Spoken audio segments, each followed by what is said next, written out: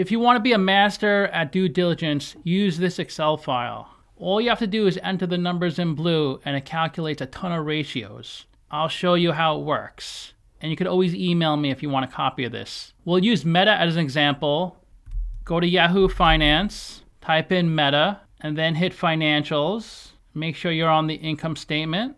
And we'll take their revenue, $156.2 billion, copy it. All numbers are in thousands. You paste it in here. Then we need cost of revenue. That's right here, $29 billion. Copy cost of revenue. Put it into Excel. Gross profit is calculated. It's revenue minus cost of revenue. $127.2 billion. Make sure you did this right.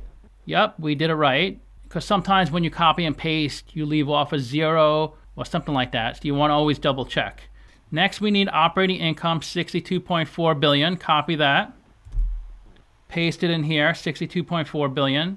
And net income, $55.5 billion. You want to copy that. Put it into Excel.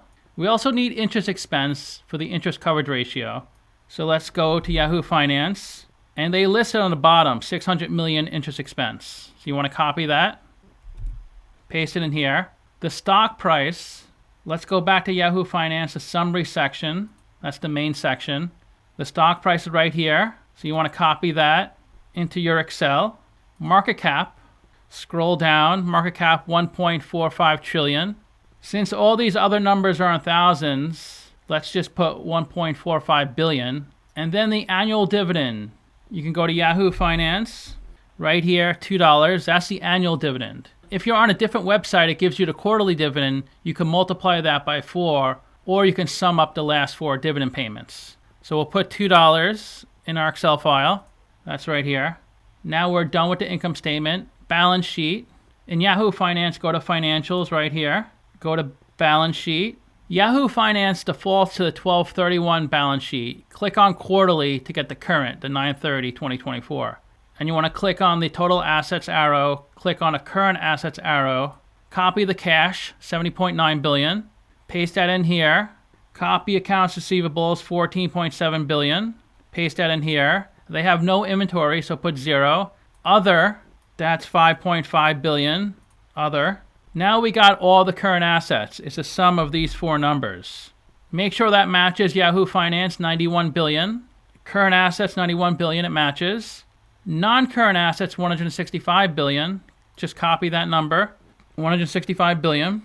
So the total assets, $256 billion, which is current plus non-current. Make sure that matches Yahoo Finance, $256.4 billion. $256.4 billion, looks good. Now go to liabilities. Current is $33 billion, non-current $58 billion, so copy those 2 numbers, 33 and 58. Also counts payable, so click on current liabilities. Payables, $20.1 billion, you want to copy that into Excel. We need that number for one of the ratios, $20.1 billion. Now the total liabilities is current plus non-current, $91.8 billion. Make sure it matches. $91.8 billion, looks good. Equity is $164 billion, and that's in white, so you don't have to replace it. It's a calculation. Assets minus liabilities equals equity. You also need total debt. They make it easy in Yahoo Finance. You could just copy total debt. It's below the balance sheet. Right here, total debt. Now we calculated all our ratios. I'll show you. The first ratio is current ratio. Current assets, $91 billion. That's right here, $91 billion. Current liabilities, $33 billion. $33 billion. They can cover their current liabilities with their current assets 2.7 times. You want to make sure it's above 1. Quick or acid test ratio is cash plus accounts receivables. That's these 2 numbers. Over current liabilities. That's still pretty high. If a company is below 1, then they may need to add debt or equity to get through the next 12 months. And if Meta said, we're going to acquire another company for $40 billion of cash, you can reduce this by $40 billion, the cash, and you can still see their current ratio is above 1. That's how you play around with the model to understand the numbers better. You're never going to really master these functions unless you start playing around with them and looking at different scenarios. You always want to compare the ratios to companies in the same industry Also compare it to the same company over a period of time. Maybe compare it over the last 7 or 8 quarters. Now let's look at the solvency ratios. Debt to equity ratio. Debt of $49 billion. That's right here. Equity of $164 billion. That's right here. Equity is assets minus liabilities. They have a really good debt to equity ratio, 0.3. If it was above 1, that means their debt is higher than their equity. Debt to assets is debt, the $49 billion, over assets, $256 billion. Assets right here. The interest coverage ratio is really important because if it's below 1, the company could go into bankruptcy. Let me show you. The numerator, the top, is EBIT, or operating income, $62.4 billion. That's right here. The bottom of the equation, the denominator, is $600 million. We input that right here.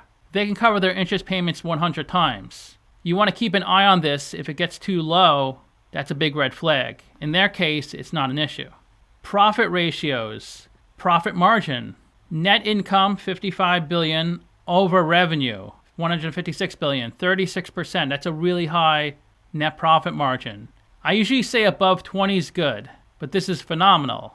That means they convert 36% of their revenue into net profit. Usually the higher the better. Next is return on assets. Net income over assets, 22%. That's how well the company uses its assets to generate a profit. ROCE, return on capital employed. Operating income, $62.4 billion, over assets minus current liabilities. The formula is right here, assets minus current liabilities. And last is gross profit margin. That's gross profit, $127 billion, over revenue. 81% is extremely high. It's pretty much impossible for a retailer to be this high because most retailers have to buy something in order to sell it. Probably 30 to 50% of their revenue is just to buy the product, and then you have other expenses. Certain industries can have a really high profit margin. Others, it's impossible to have a really high profit margin. So that's why you want to compare it to similar companies. Now the efficiency ratios. Inventory turnover, COGS over inventory. They don't have inventory, so it's NA. Receivables turnover, revenue over accounts receivables. So $156 billion over accounts receivables, $15 billion. This tells us their effectiveness on collecting on their receivables. The higher the number, the more efficient they are, or maybe they have really good customers.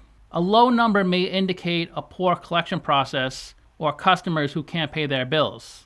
Asset turnover is revenue over assets. It's how well you use your assets to generate revenue. Usually the higher the number, the more efficient the company is at generating revenue. Accounts payable turnover is revenue over accounts payable. Accounts payable is right here. It shows you how often a company pays off its accounts payable in a certain amount of time. Working capital turnover is revenue, $156 billion, over working capital. Working capital is current assets, $91 billion, minus current liabilities, $33 billion. The last section are the common ratios. EPS, earnings per share. That's net income over shares outstanding. The way I calculate shares outstanding, I take the market cap over the stock price. You can obviously just pull this number, but I like to calculate things. And that ratio is 22. So if you own 1 share of stock, your portion of the profit is $22. PE is stock price over EPS, the most common ratio. Stock price, $574.32, over EPS, 22. So 26. It's a little on the higher side, but for a company that's growing like Meta is, it's not that bad. The dividend, that's $2, the annual dividend, over the stock price, 0.35%. That's their annual yield. And you could see it matches Yahoo Finance. Right here, 0.35%. If they double their dividend, it would go to 0.7%. Another way the yield goes up, say the stock price was cut in half, it went down 50%. Look at the yield, 0.35, it doubles to 0.7. So the yield goes up when the stock price goes down, or the yield goes up when they raise their dividend. Dividend payout ratio, they pay $2 in dividends, and the net income per share is 22. That's right here, the EPS. I'll change that to EPS. So they pay out 9% of their earnings in the form of a dividend. The other 91% they retain to grow the business. Price of sales is stock price over revenue per share. So the way you calculate revenue per share, you take your revenue over the shares outstanding. So this means investors are paying $9 for $1 revenue. Usually the lower the better. Price to book is stock price over book value per share. And the way you calculate book value per share, you take your book value, which is your equity, 164 billion, over shares outstanding. So shares outstanding is market cap over stock price, and that's 8.8. If you want a copy of this Excel file, make sure you email me. If you want to learn how to build your own DCF model, discounted cash flow model, and figure out if a stock is over or undervalued, click on the video in the top right corner. Thanks for watching.